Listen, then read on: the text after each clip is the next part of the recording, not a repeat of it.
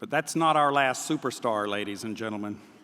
At this moment, I would like to invite to the stage the Chief of Flat Rock Police Department, Neal Rossow. Neal is an NA grad from the 212th session. He is a 35-year police veteran who retired as the Captain of Support Services with the Port Huron Police Department in Michigan in 2006 and was appointed Chief of Police for the city of Flat Rock, Michigan in 2008. Ladies and gentlemen, please welcome Chief Neal Rossow.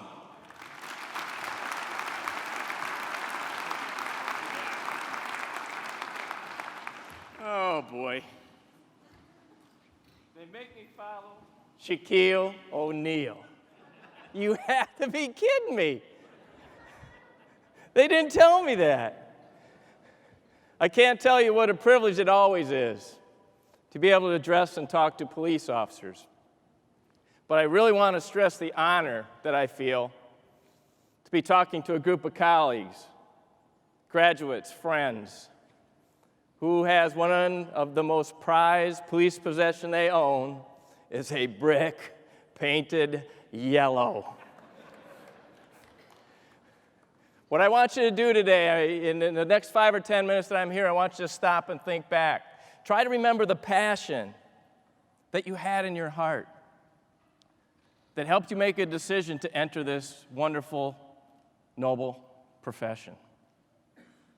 Right now, we're in very unique, tough times.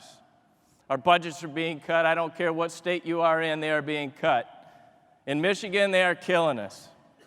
The little police department I came to 6 years ago had 25. I now have 16.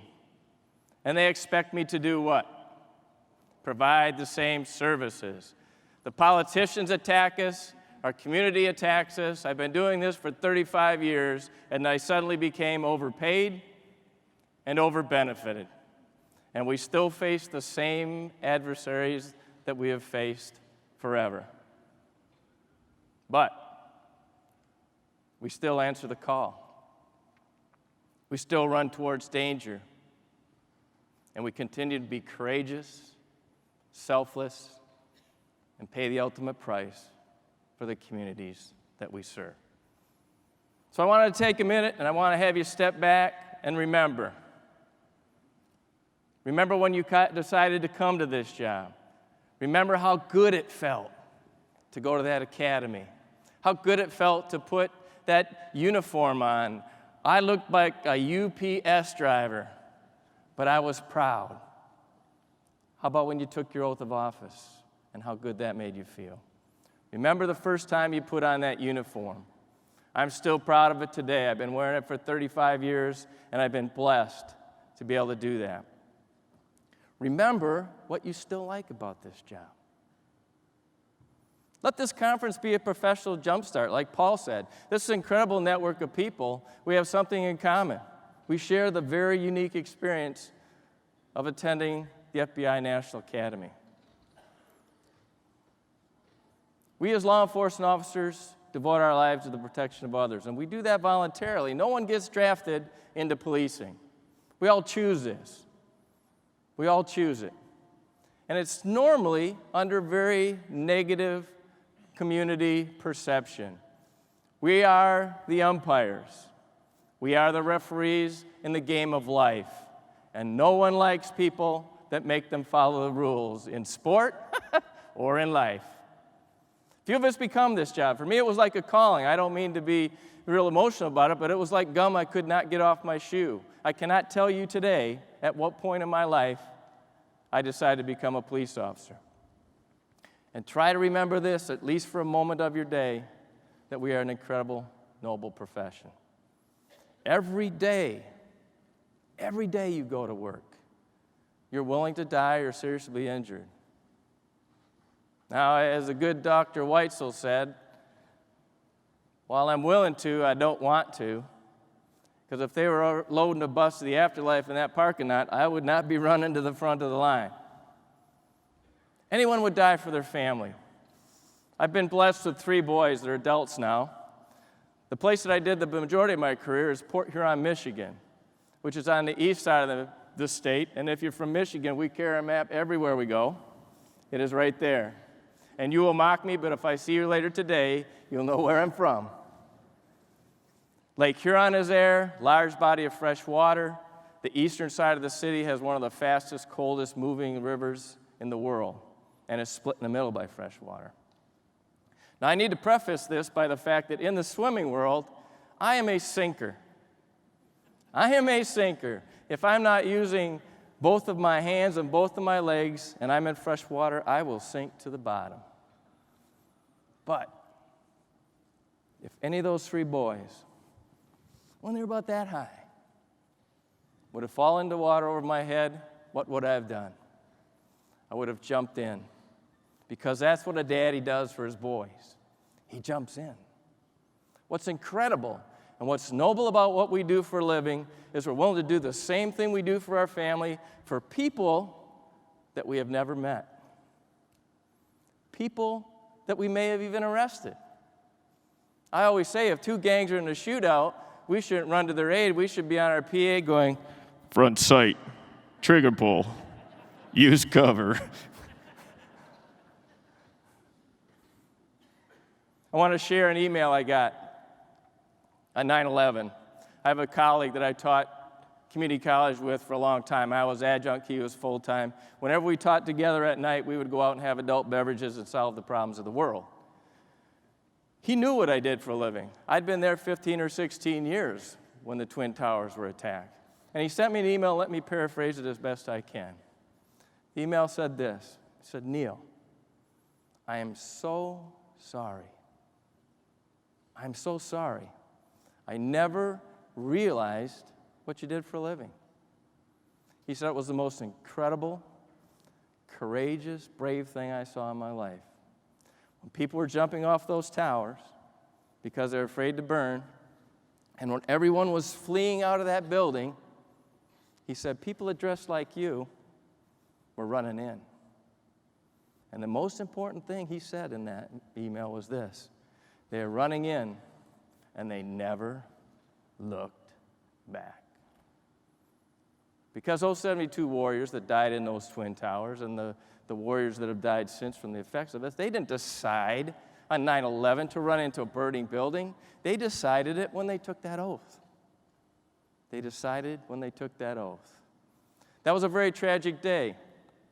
There were thousands of people that lost their lives in those buildings. But those 72 police officers weren't there when it started. Those 72 police officers gave their lives. They asked the question of the general public, would you be willing to die for a belief? 37% of our country said, yeah. That's where we get our military, firefighters, EMS, and cops. There's no doubt about it. They asked the same thing of law enforcement officers. Would you be willing to die for a belief? Now, when I tried to think of what our percentage would be, I've been in squad rooms and locker rooms, and we complain very well, and we complain incredibly well, constantly. We complain, bitch, bitch, bitch. The only people that probably complain better than us are firefighters because they have time to.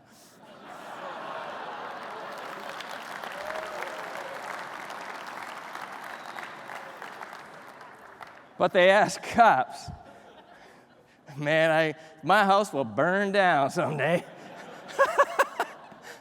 They ask the same thing of cops. Would you be willing to die for a belief? 99% said yes. And we all worked for that one guy, right? Don't talk to anybody. What that told me was that all those people that complained constantly in briefing in the locker room, when you pushed them into a corner and said, seriously, look into your heart. Are you still willing to die for a belief? They said yes. We have an incredible belief system. There's words that mean more to us than any other profession: honor, courage, integrity, commitment, teamwork. It's part of our core. It's part of who we are. I found this little short essay in a book called True Blue by Lieutenant Randy Sutton. I value it so much that I carry it in my ID case every day. It goes something like this: I'm a cop and I believe. I believe in my badge and all it stands for courage, for honor, for compassion, for unity and integrity and sacrifice. I believe in the men and women who stand beside me with gleaming gold and silver worn proudly on their chests.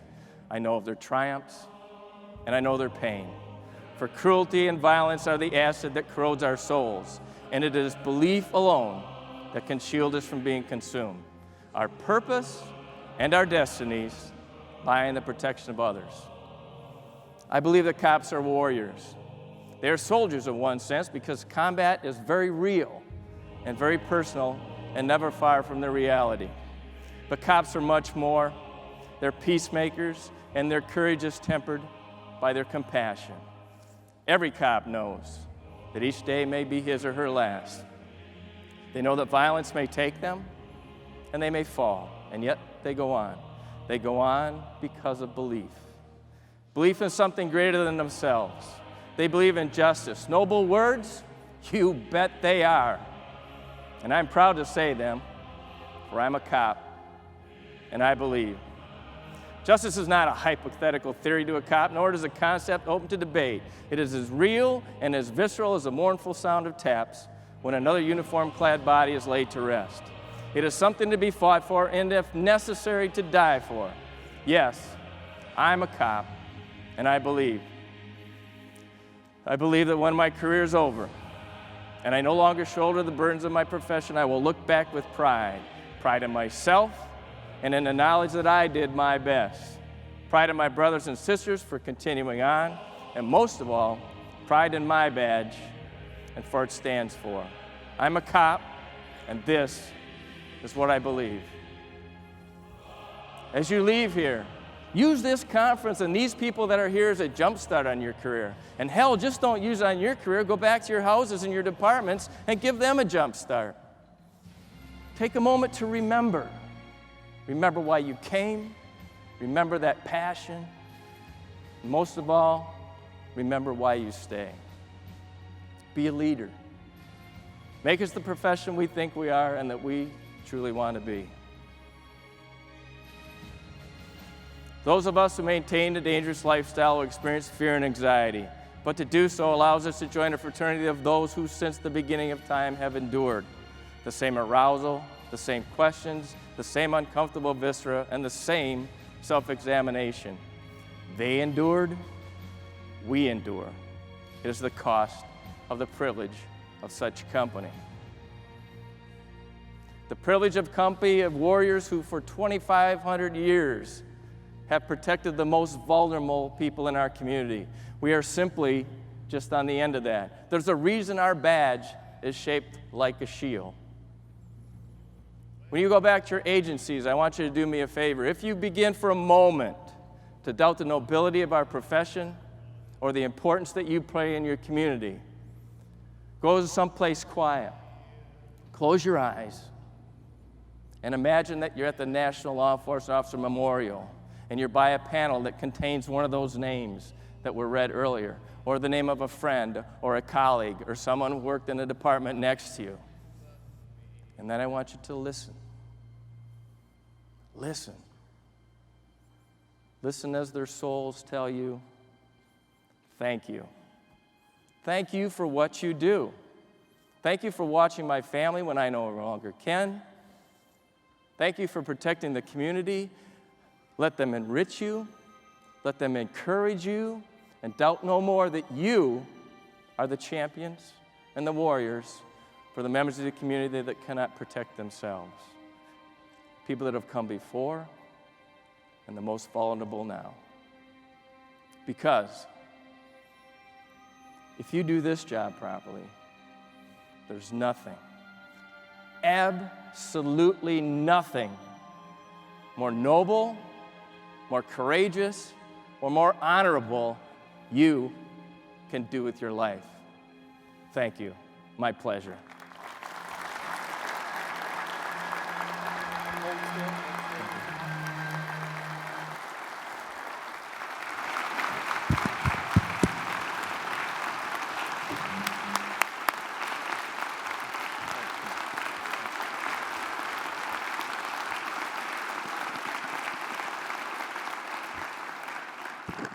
Neal, that really hit home for everybody, and I want to thank you on behalf of us and the entire association. Thank you for being here today. Thank you. Thank you.